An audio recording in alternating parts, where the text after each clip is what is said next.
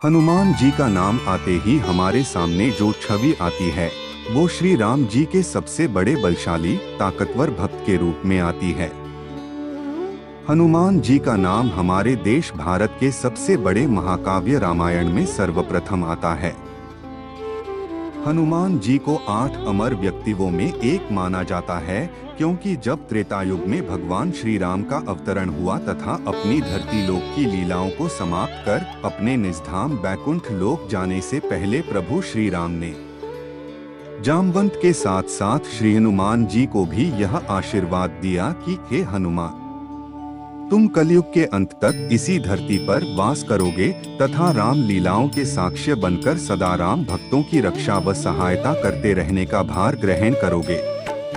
माता सीता ने जब हनुमान जी को उनसे कुछ मांगने को कहा तो हनुमान जी ने कहा कि जहाँ जहाँ पर भी श्री राम चर्चा हो वहाँ पर मुझे उनका नाम व चर्चा सुनने का आशीर्वाद प्रदान करें।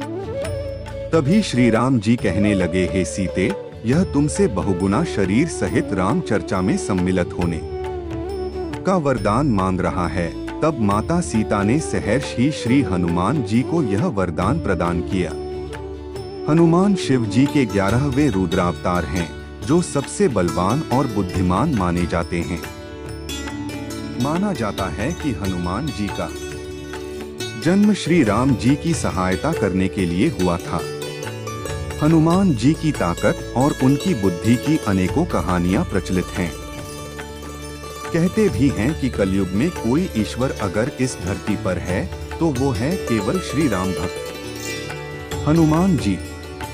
उन्हें वायुपुत्र कहा जाता है क्योंकि उनका वेग वायु से भी तेज है, और कहा जाता है कि वो वायु देव के पुत्र हैं तथा एक ऋषि के श्राप के कारण ही उनका जन्म एक वानर के रूप में हुआ। हनुमान जी के भक्त बल और बुद्धि की कामना उनसे करते हैं। हनुमान जी का नाम लेते ही सभी दुख दूर हो जाते हैं। उनका नाम सुनने मात्र से ही सभी बुरी शक्तियां दूर भाग जाती हैं।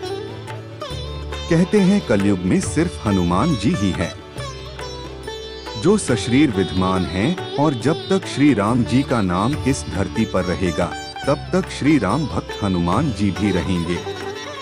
मान्यताओं के अनुसार सतयुग के आखिरी चरण में चैत्र पूर्णिमा को मंगलवार के दिन चित्रा नक्षत्र व मेष लग्न के योग में सुबह 6:03 बजे भारत देश में झारखंड के गुमला जिले के आंजन नाम के छोटे से पहाड़ी गांव की एक गुफा में हनुमान जी का जन्म हुआ था, परंतु उनके जन्म को लेकर कुछ भी निश्चित नहीं माना जाता है।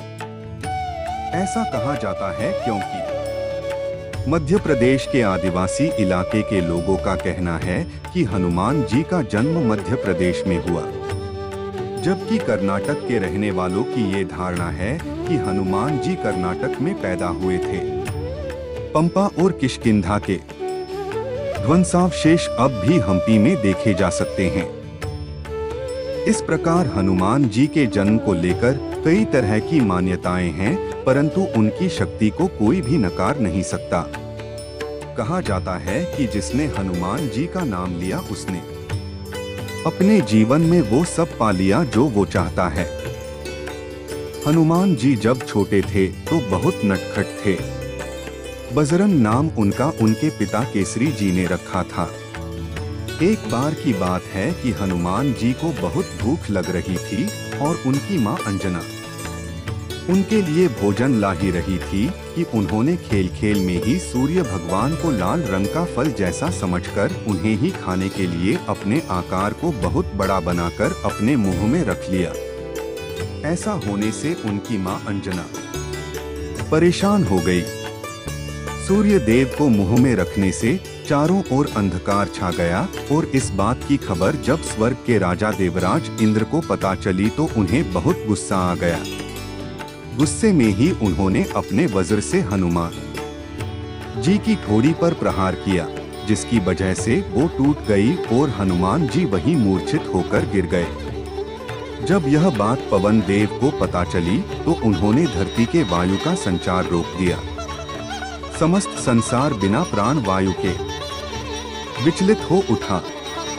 तब ब्रह्मा जी ने आकर बालक मारुति को पुनः जीवित किया और वायुदेव को अनुरोध किया कि वो वायु का पुनः संचार करें। तब वायुदेव के साथ बाकी समस्त देवताओं ने उन्हें वरदान दिए। साथ ही ब्रह्मादेव सहित अन्य देवताओं ने उन्हें हनु अर्थात ठुड्डी पर चोट लगने के कारण हनुमान नाम दिया।